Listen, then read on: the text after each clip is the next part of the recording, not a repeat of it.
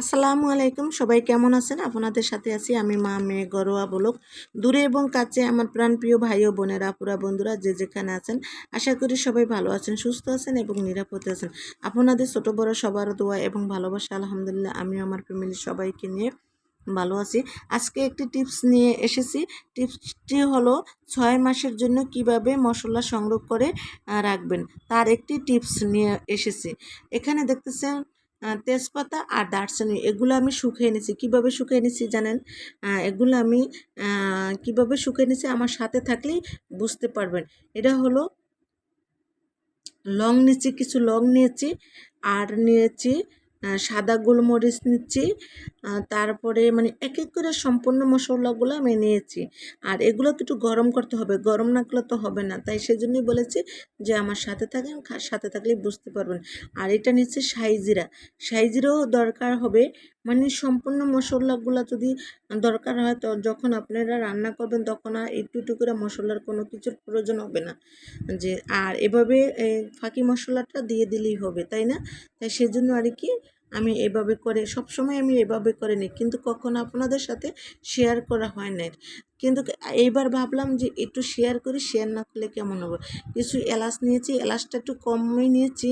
এটা অনেক ঝাঁঝালো, বলতে এটা বাহিরের একদম টাটকা এলাচ, তাই সেজন্য এটা আমার মেয়ের বাবা বাহির থেকে বিদেশ থেকে এলাচগুলো পাঠায়, তাই আর কি।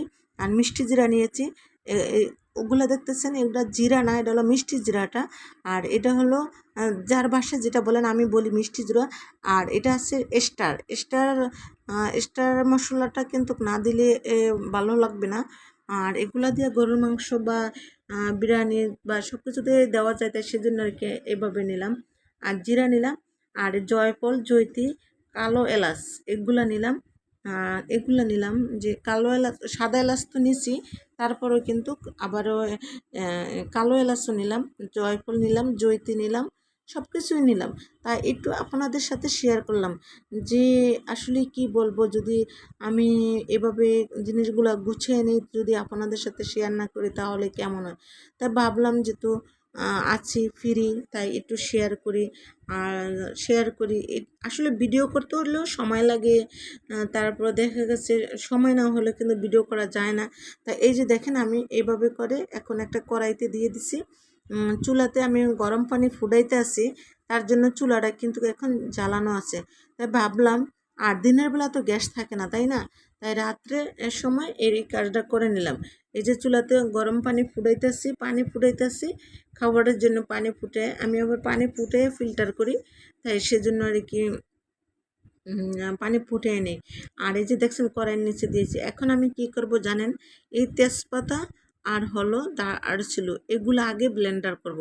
কারণ হচ্ছে এগুলোর সাথে যদি ওই লং এলাচ মশলাগুলো দেই তাহলে আসলে বেশি ভালো হবে না, তাই সেজন্য। আর এটা আম মাখা খাইলো, বলতে আম ভর্তা খাইলো, তাই সেইটা আর কি দেখাইলো। আর এই ভিডিওটা কিন্তু এখনের না, অনেক দিনকার আগের, এক ঈদেরও আগের ভিডিও। তা একটু আপনাদের সাথে শেয়ার করলাম। আমি হসপিটাল থেকে আসার আগের আর কি, সরি, আমিও হসপিটাল থেকে আসার পরের এই ভিডিওটা। দেখতেই তো পাচ্ছেন, আমি বসে বসে মানে মশলাগুলো গুছাইতেছি। আর আমার বোনে এগুলা আমি ব্লেন্ডারে গুছাইতেছি বসে বসে। ভাবলাম যে এখন একটু ফ্রি আছি, এখন তার ভারী কাজ করতে পারবো না, তাই এই টাইমটাই আমি এই মশলাগুলো একটু গুছিয়ে নিলাম, যেহেতু আমার মশলা শেষ হয়ে গেল, তাই আর কি এই ফাঁকেই আমি মশলাগুলো করে নিলাম। আর আমার বোন আছে সাথে, আমার বোনে আবার একটু এগুলা চেলে দিতে আছে, মানে গুড়ির চালন দিয়ে যদি একটু চেলে দেয় তাহলে অনেকটা ভালো হয়। আর আমি সবসময় এরকম করে চেলে নেই। আমি ধনিয়ার গুঁড়ো আমি কিন্তু ব্লেন্ডার করে নেই, আমার কাছে অনেক ভালো লাগে। এরকম ধুইয়া চুলার নিচে দিয়া গরম কইরা তারপরে যেমন রান্না হয়ে গেল, চুলার নিচে বাস আমার মশলা দিলে মশলাগুলো শুকিয়ে গেল। তাই সেজন্য আর আমার স্টার চুলা ধরায় রাখা লাগে না, তাই আর কি আমার জন্য অনেক ভালো হয়। এই যে দেখেন পানিও ফুটানো হলো, আমার মশলাটাও গরম হয়ে গেল। বাস এখন আমি কি করলাম, যে মশলাটা এখন ব্লেন্ডারে দিয়ে দিলাম।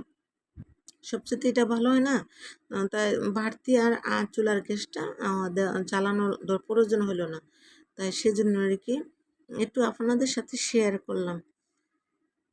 তো এখন এক এক করে সম্পূর্ণ মশলাগুলো ব্লেন্ডার করে নেব। নেওয়ার পরে আমার ফোনে আবার এগুলা চেলে নেব। এই যে আমি দেখতেছেন যে ব্লেন্ডারটা করতেছি। আর একবারে কিন্তু আমার ব্লেন্ডারটা যেহেতু পুরানো হয়ে গেছে, তো একবারে ফিনিশ হয় না। আমার আরও ব্লেন্ডার আছে, আমি ওগুলো নামাই নাই। বাস ভাবলাম যে আসলে এক হাতে তো আর কাজ না, কাজ এখনও ছোট মেয়ে করে, আমার মেয়ে করে, তাই সবাই মিলে কাজ করে, তাই তো দেখা গেছে যে জিনিসগুলো নষ্ট করে ফেলবো। তার সেজন্য আর আমি ওগুলো নামাই নেই। বাস কী করলাম, যে যেটা আগে ব্যবহার করছি ওইটা দিয়ে এখন আমি কাজ করতেছি। যাই হোক, চলে, তো একটু কষ্ট হয়, যাই হোক, কোনো সমস্যা নেই।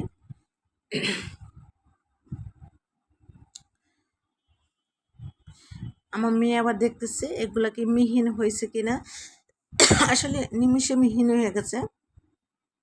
আর এই নারকেলগুলো মনে হইতেছে আমার মা আনছিল, তাই সেটা আবার একটু দেখাইলো, ভাঙবো তাই একটু দেখাইলো।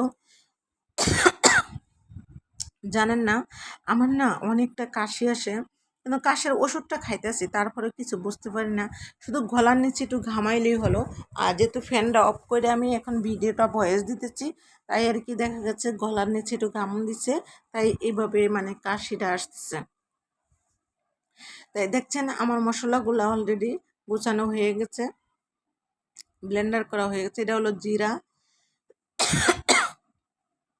আর রান্না করতে গেলে তো মশলা লাগেই, তখন তো শিলপাটায় অত তাড়াহুড়া করে বাড়তে পারি না, তাই সেজন্য আর কি এভাবে করে আমি মশলাগুলা ব্লেন্ডার করে ফাঁকি করে নেই। ফাঁকি করলে যেহেতু অনেক দিন থাকে, তাই সেজন্য কি রান্নাঘরের লিগে এই ছোট ডিব্বাতে নিলাম রান্নাঘরের জন্য।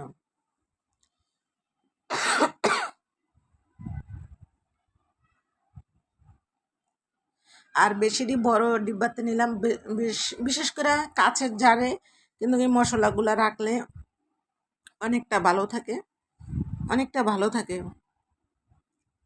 এটি আমার কফির জার, আমি যে কফি এনে খেয়েছিলাম, তাই ওই জারগুলা আমি সুন্দর করে রেখেছি। আর আমি অনেকের এই ঝাড়গুলা দিয়েছি, আসলে তখন কিন্তু আর এতগুলা কি করা যায় বলেন তো, আমার অনেক আরও আছে, আরও অনেক জার আছে।